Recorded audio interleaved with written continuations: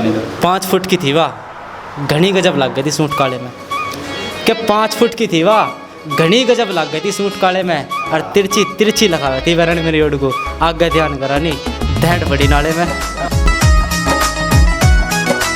तो 5 स्टार में ये चीज़ नहीं मिलने की, अगर मैं इसको ऐड करूँगा तो बहुत अच्छा रहेगा। वहाँ हालांकि मैंने कढ़ी चावल का रखा था, मेरे जो भाई हैं मैंने उनसे बात करी कि भाई मैं इस कढ़ी चावल को हटा के दलिया करना चाहूँ, तो इन्होंने कि ज़िंदगी में गाली नहीं दूंगा। और अब भी मेरी लाइफ में एक बहन जी कोई जुड़ी थी, उन्होंने डायरेक्ट माता जी से बात कराई, तो मुझे उस चीज़ का इतना मतलब ऐसा लगा कि कितना प्यार मिल रहा है लोगों का कि माता जी से भी बात करवाने। अगर मैं यहाँ कोई गाली वाला बंदा होता तो मेरे साथ ना तो कोई लाइफ में जुड़ता इतना खास, और अगर जुड़ता तो फिर फैमिली से बात नहीं करवा।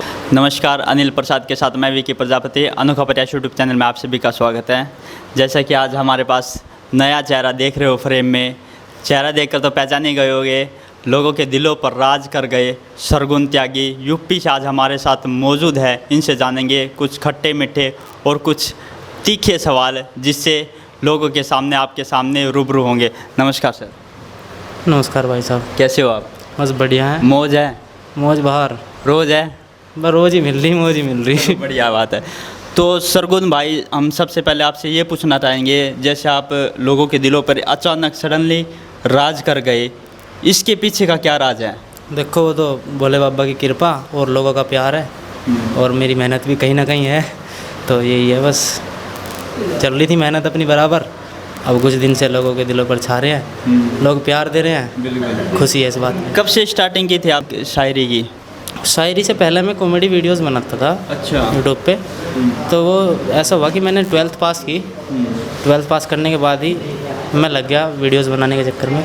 शौक सा था थोड़ा सा कि कैमरे के आगे आएँ, कुछ एक्टिंग करें, ये करें, तो मैं वीडियोस बनाने लग गया। तो मैंने जो ग्रुप बनाया स्टार्टिंग में, उस ग्रुप में दिक्कतें बनी, उनकी भी गलती नहीं है, परिवार वाले कहते हैं कि कुछ अच्छा करो, इसमें फ्यूचर नहीं है, कुछ नहीं है, तो वो ग्रुप टूट गया। सेकंड ग्रुप बना, वो भी टूट गया। एक थर्ड बना, वो भी टूट गया। तो सारे कॉमेडी के बनाए थे या? कॉमेडी ही थी जब तक। तो मैंने सोचा चलो अब तक जो ग्रुप टूटा उसमें मेरी तो कोई गलती नहीं है, मैं तो बराबर वर्क कर रहा हूँ, जबकि टीम में सबसे ज़्यादा वर्क मैं ही करता था। वो वर्क भी ये थे कि एडिटिंग मैंने प्रॉपरली सीख ली थी, तो स्क्रिप्ट वगैरह? हाँ, स्क्रिप्टिंग, कैमरिंग, सब चीज़ें, मतलब ज़्यादातर ध्यान मेरा ही था उसमें वीडियोस को बनाने में। तो वहाँ तक मैंने खुद को दोष नहीं दिया, मैंने सोचा कि जो छोड़ कर चले गए वो उनकी गलती है, तेरी कोई गलती नहीं है। फिर मैंने सोचा कि कुछ ऐसा करना है, अब रुका मैं जब भी नहीं, कि कुछ ऐसा करना है कि एक अकेले के दम पे हो जो भी हो। हाँ। फिर अगर मैं हारता हूँ तो खुद को दोष दे दूँगा मैं फिर, पर इतना मैं दोष नहीं दूंगा खुद को। तो मैंने यही ठाना, और स्टार्टिंग में ऐसा था, मैंने जब कॉमेडी बनानी शुरू कर रखी थी, तो जब से ही मैं शायरी वगैरह लिखा करता था थोड़ी थोड़ी, बस खुद की आवाज़ पर कॉन्फिडेंस नहीं था कि मेरी आवाज़ इतनी बेस्ट लोगों को लग सकती है। अब आके पछतावा हो रहा है कि मैंने 3 साल 4 साल पहले ये वर्क स्टार्ट क्यों नहीं करा। तो अब मैंने दिसंबर से ये वर्क स्टार्ट किया है, और बाकी अब तक चलते आ रहा है। वो कहते हैं ना, जो होता है अच्छे के लिए होता है, भगवान के घर देर है अंधेर नहीं। तो जैसे आपने शायरी लिखने की शुरुआत कैसे की? किस प्रकार का आपका माहौल चाहिए शायरी लिखने के लिए? बस माहौल कुछ नहीं चाहिए, ठल्ली बैठे हो घेर में। नेवराम। हाँ, ये है कि माहौल स्टार्टिंग में वही मैंने सोचा कि प्यार मोहब्बत की लेके चला मैं लेके प्यार मोहब्बत की। ज़्यादा क्रेज़ है इसका? 1-2 इवेंट में गया भी, जहाँ तक कि जिस बंदे को प्यार होता नहीं, बहुत कैडी पड़ा उसे लिखनी, पर हमने लिखी फिर भी, चलो ठीक है। मैं TRD में चला गया, वहाँ पे भीड़ लग रही पूरी, और वहाँ सबका कंटेंट क्या, वही प्यार मोहब्बत। मैंने सोचा अगर तू इस भीड़ में जाएगा तो यहीं रह जाओगा, मैं कुछ और लेगा। फिर मैं एटीट्यूड लेकर आया। एटीट्यूड में थोड़ा सा चला, अच्छा रहा, पर वो मेरे अंदर कहीं ना कहीं कॉमेडी छुपी हुई थी वो पहले वीडियोस की, तो वही कॉमेडी फिर शायरी में आई, और एक नया ही फील्ड में घुस गया मैं, क्योंकि कॉमेडी शायरी में कॉमेडी कोई शायद नहीं लाया हो अब तक, तो उसमें फील्ड में अलग ही पड़ा, उसका मुझे फल मिला अच्छा, तो चल रही है अपनी तरक्की। सरगुन त्यागी जैसे पहले कॉमेडियन थे, उसके बाद शायर बन गए, क्या पढ़ाई लिखाई में आपका मन नहीं लगा?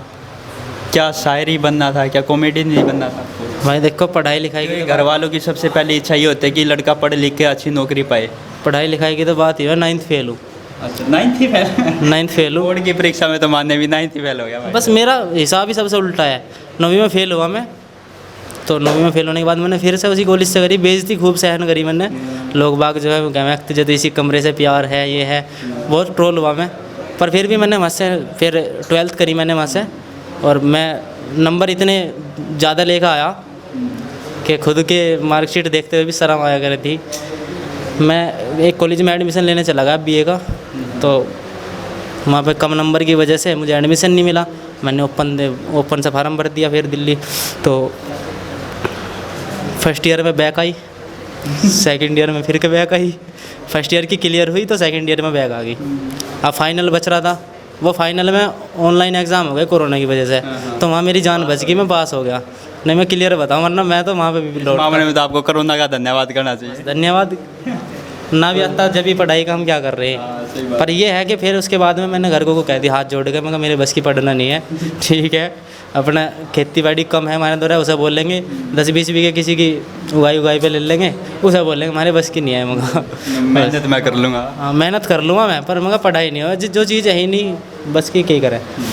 हाँ बस ये है। जैसे काफ़ी देर हो गई अपनी बातें चलते हुए, और चलती भी रहेगी ऐसे इंटरव्यू में, तो आप शायर हो, दर्शकों को पता लगना चाहिए कि 1-2 शायरी के माध्यम से आप दर्शकों का मन सुनाएं। हाँ जी बिल्कुल सुनाएंगे, वही सुनाएंगे जो स्टार्टिंग में कुछ लोगों ने पसंद की थी। दलिया वाली 5 फुटी वाली 5 फुट वाली सुना देते हैं, दलिया वाली कहोगे वो भी सुनाएंगे। ये सुनिए, बैक टू बैक आने दो। 5 फुट की थी वाह घनी गजब लग गई थी सूट काले में, कि 5 फुट की थी वाह घनी गजब लग गई थी सूट काले में, और तिरछी तिरछी लगा गई थी वरण मेरी ओड को, आगे ध्यान करानी धैट बड़ी नाले में।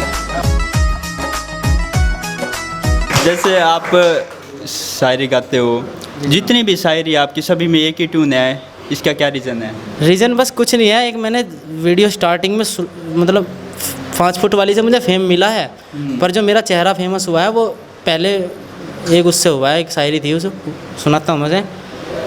अरे मैडम प्यार करना तो खुलेआम कर, इस जमाने तक क्यों डर रही। अरे मका मैडम प्यार करना तो खुलेआम कर, इस जमाने तक क्यों डर रही। नू कह रही मैं और लड़कियों जैसी ना हूँ, मगर तो चांद पे जा फिर यहाँ क्या कर रही।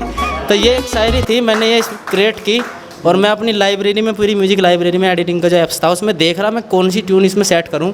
ट्यून ही समझ में नहीं आ रही, वो राजी बोलजा वाले म्यूज़िक पे हाथ लगा मेरा, उसकी मैंने शुरू की ट्यून सुनी, और ट्यून बजने के साथ साथ जो लास्ट की बीट आती है ना उसमें, वो मुझे बहुत अच्छी लगी। मैंने कहा चलो इसे लगाता हूँ, लोगों को कुछ नया भी मिलेगा। अब वही मैंने लगा दी, उसके बाद में जो लोगों को पसंद आ रहा है फिर वही लगानी बेस्ट समझी मैंने।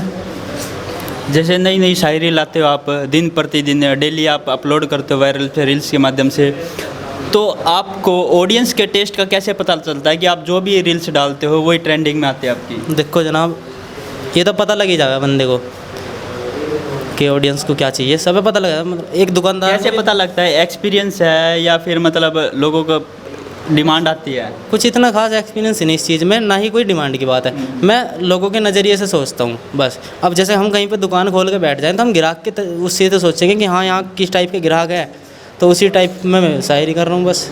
जैसे लोग वैसी शायरी, जिस टाइप की पसंद करेंगे। मैंने सोचा कि हाँ इस लाइन को ये पसंद करेंगे तो डाल दी, ऐड कर दी। मतलब टाइम लगता है, बहुत टाइम लगता है इन चीज़ों को बनाने में, पर हाँ ये है कि प्रॉपर एक बेस्ट तरीके से तैयार करके लोगों के सामने उसे पेश करता हूँ, बस फिर लोग प्यार देते हैं उस पर। अच्छा, जैसे आप कॉमेडियन थे जब, तब कितने फॉलोअर्स थे आपके? फॉलोवर्स तो कुछ भी नहीं, 1000 सब्सक्राइबर भी मुश्किल से हुए हैं। अब भी 1090 सब्सक्राइबर हैं उस चैनल पे। नहीं, इंस्टाग्राम पर? इंस्टाग्राम पे उस टाइम पे मेरे कोई 300-400 फॉलोवर थे।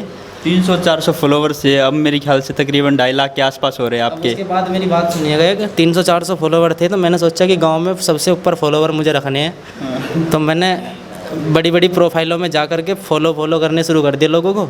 अब वो मुझे फॉलो बैक करे थे, अगले दिन मैं उन्हें हटा दूँ तो मेरे इस तरीके से 1000 फॉलोवर हो गए। फिर मैंने शायरी स्टार्ट कर दिया भैया, मतलब 300 से 1000 तो ये फेक टाइप में हो गया, मैं फेक ही समझता हूँ। पर उसके बाद जो ये फॉलोवर बढ़े हैं ये बिल्कुल जेन्युइन है। इनका पता लोग बाग मेरी स्टोरी के व्यूज़ देखेंगे जब पता लग जाएगा, और मेरे लाइव में कितने लोग जुड़ते हैं उससे पता लग जाएगा। बहुत प्यार मिल रहा है लोगों का, और बराबर मिलता रहे यही उम्मीद करता हूँ। हम भी दुआ करते हैं ऐसे आपको प्यार मिलता रहे। तो जैसे एक मोटिवेशनल शायरी आने दो दहेज के ऊपर, जैसे आपकी काफ़ी वायरल भी हुई थी। वो ये थी कि लड़की को कोई नहीं देखता, सब कहते हैं क्या क्या दिया है साथ में। कि लड़की को तो कोई भी नहीं देखता, सब बोलते हैं क्या क्या दिया है साथ में। ए दहेज के लालची इंसान, तू तो भिखारी है, बस कटोरा नहीं है हाथ में। जनाब ये उसके मैंने मतलब समाज के साथ साथ भी चलता हूँ, ऐसा नहीं कि एक फ़नी कंटेंट देता रहूँ मैं आर्मी के लिए, अपना जो भी अपनी चीज़ें हैं जो भी मतलब उनके लिए सबके लिए देता रहता हूँ कि लोगों को ये भी पता लगे कि हाँ समाज से भी जुड़ा हुआ है बंदा। और हालांकि मैं समाज से जुड़ा हुआ हूँ, ऐसा नहीं है कि खाली कॉमेडी करनी है।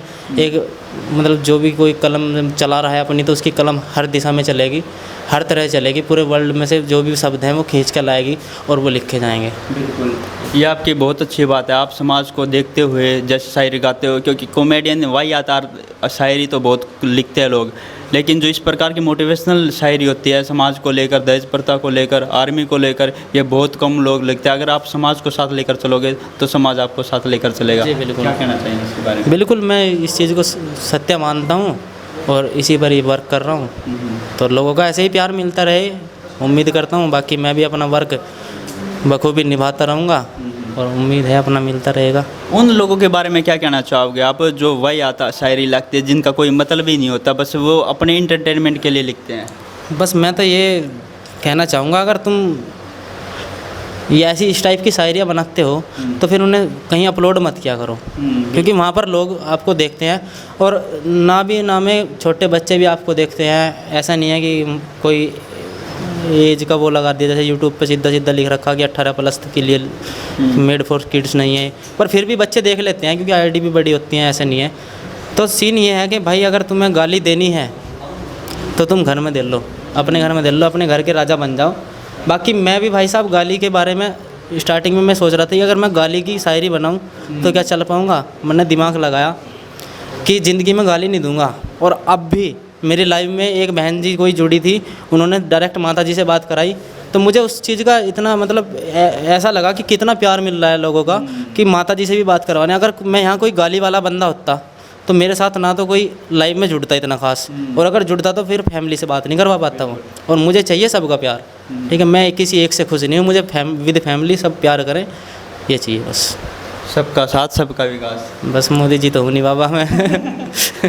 तो जैसे अंत में अनोखा प्रयास आपके पास टीम आई है, उससे पहले हम कुछ आपकी लाइफ से जुड़े हुए कुछ सवाल पूछेंगे कि सरगुन त्यागी को खाने में क्या पसंद है?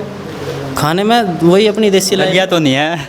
नहीं, दलिया तो खाया भाई, सांझ खाया दलिया। वैसे दलिया की शायरी क्या सोच कर लिखी थी आपने? सोच कर लिखी थी कि 5 स्टार में एक दलिया होगा, एक गांव वालों का मतलब खाना, तो 5 स्टार में ये चीज़ नहीं मिलने की, अगर मैं इसको ऐड करूँगा तो बहुत अच्छा रहेगा। वहाँ हालांकि मैंने कढ़ी चावल कर रखा था, मेरे जो भाई हैं मैंने उनसे बात करी कि भाई मैं इस कढ़ी चावल को हटा के दलिया करना चाहूँ, तो इन्होंने कही बढ़िया कर ले भाई, तो वो दलिया करा, वो दलिया बेस्ट लगा वहाँ पे। पर दलिया की शायरी हो रहा है। हाँ ये सुनेगा, मैंने उससे मिलने को कहा, नू करी 5 स्टार में ले चल जब आऊँगी, कि मैंने उससे मिलने को कहा, नू करी 5 स्टार में ले चल जब आऊँगी, मैं ले गया पिज्ज़ा ऑर्डर कर दिया, बनाने लगी, मगर रो क्यों रही, नू करी दलिया खाऊँगी। तो ये भाई आते रहते हैं थॉट्स अपने गांव के हिसाब से, शहर में भी अपना थोड़ा बहुत जैसा आना जाना लगा रहता है, तो वहाँ कुछ वहाँ के वर्ड मिक्स, कुछ वहाँ के वर्ड मिक्स, उनको मिक्स करके एक प्रॉपरली एक शायरी तैयार की जाती है। हाँ, और दिन तो ऐसे रहते हैं कि या तो 15-15 दिन तक कुछ ना लिखे, वरना एक दिन में 1 महीने का लिख दें, पता ही नहीं लग पाता। वो माइंड एक्टिविटी के ऊपर बात है, कहाँ पर माइंड चल रहा है, कहाँ पर नहीं चल रहा है, उसी के अकॉर्डिंग सब चीज़ें होती रहती हैं बस जनाब। बाकी कि शायरी लिखने में आपको क्या क्या दिक्कतें आती हैं फ़िलहाल? मुझे कोई दिक्कत नहीं आती शायरी लिखने में, कोई भी इतनी सी भी दिक्कत नहीं है मुझे। बस नॉर्मली अपना बैठता हूँ शाम के टाइम। ज़्यादातर किस चीज़ पे लिखना पसंद है आपको? बस यही फ़नी अंदाज अपना, समाज से रिलेटेड। समाज से रिलेटेड उससे थोड़ा सा कम लिखता हूँ मैं, क्योंकि एक तरह से अगर सारा ही समाज से रिलेटेड दे दिया तो लोग एंजॉय भी नहीं कर पाएंगे, और जिस वे में लोग मुझे जानते हैं उसी वे में मैं उनको वीडियोस देता रहूँ। हाँ, समाज के प्रति मैं वीडियो देता रहूँ जिससे कि लोग बने रहें, ये भी समझें कि हाँ ये समाज से भी जुड़ा है। हालांकि मैं समाज से जुड़ा हूँ, पर समझें लोग कि हाँ ये समाज से जुड़ा है। तो वो फ़नी कंटेंट जो हो गया वो मेरा मेन कंटेंट है, उसको मैं प्रॉपरली ज़्यादा से ज़्यादा दूंगा, और समाज के लिए कंटेंट वैसे बनाता रहूँगा कि उसकी आवश्यकता अनुसार जहाँ भी ज़रूरत पड़ेगी वहाँ कंटेंट दे दिया जाएगा। एक लास्ट में आर्मी के ऊपर जो शायरी है जो आपने लिखी थी बहुत बेस्ट थी, वो सुना दो। हाँ, वो आर्मी के लिए मैंने एक शायरी लिखी है कि मेरे भाई हैं बड़ौत से, उसका नाम संदीप जाट रामफल। तो उस भाई ने मुझे कॉल करके बोला था एक बार, वो स्टार्टिंग से साथ है मेरे, तो उस भाई ने बोला था मुझे कॉल करके, भाई ऐसी कोई शायरी लाओ जिससे आर्मी की भर्ती कैंसिल हो रही है। मैंने कहा ठीक है भाई। फ़ोन उसका कटा, उधर शायरी लिख दी, माइंड एक्टिविटी तो है ही। तो वो लिखी थी, आके देखियो ग्राउंड में 1600 की तैयारी में सारा शरीर घट जा है, कि कदे आके देखियो ग्राउंड में 1600 की तैयारी में सारा शरीर घट जा है, और तैयारी तो पूरी है 4 चक्कर मारने की, पर दिल जब टूटा है बाबा जब भर्ती पीछे को हट जाए, और जब भर्ती पीछे को हट जाए। तो यह लिखी थी जनाब, और इस पर बहुत प्यार मिला मुझे, काफ़ी रील्स भी बनी है इसमें। बाकी ऐसे ही अंत में आप अनोखा प्रयास टीम आपके पास आई, क्या कहना चाहोगे? भाई जनाब, आपका बहुत बहुत शुक्रिया, आप हमें यहाँ तक लेके आए, आप बस जुड़े रहिए अपना। और ये है कि जो है वही दिखाओगे, जो नहीं है वो सब हम फालतू में नहीं दिखाते। सुबह सुबह जो है मैं चला हूँ, उससे पहले नहाने से पहले मैंने 4 ढोर है अपने पास में, उनका गोबर गिरा है बखूबी। ऐसा नहीं है कि मेरे ये 2-2.5 लाख फॉलोवर हो गए तो मैं सारे काम भूल जाऊँ। हाँ, और बाकी खेत में ज्वार इतनी खतरनाक हो रही है भाई साहब, हाथ पाँव सही काटा है। अगर मैं इसकी पैर की उंगली दिखा लगूँ एक तो वो कटी पड़ी है अब भी, इतना बुरा हाल है। तो सांझ वो ज्वार काटी, सुबह गोबर गिरा, जब मैं इधर को आया हूँ, अब सांझ को जाकर फिर वही काम करना तो अपना ये चलता रहेगा बस। यार टाइम भी निकाल देना, पढ़ाई से तो अपना कोई लेना देना है ही नहीं अब तो कोई कीमत ही नहीं की पढ़ाई। तो इसी में लाइफ करियर बनाना, करियर भी बनेगा, देखेंगे जो भी होगा, वरना ऑप्शन और भी बहुत हैं।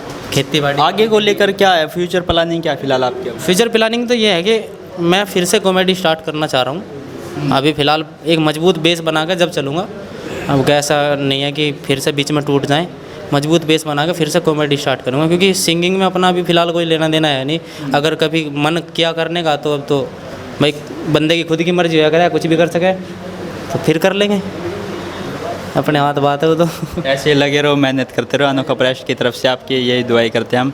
जुड़े रहिए अनोखा प्रयास यूट्यूब चैनल से। आपका बहुत बहुत धन्यवाद।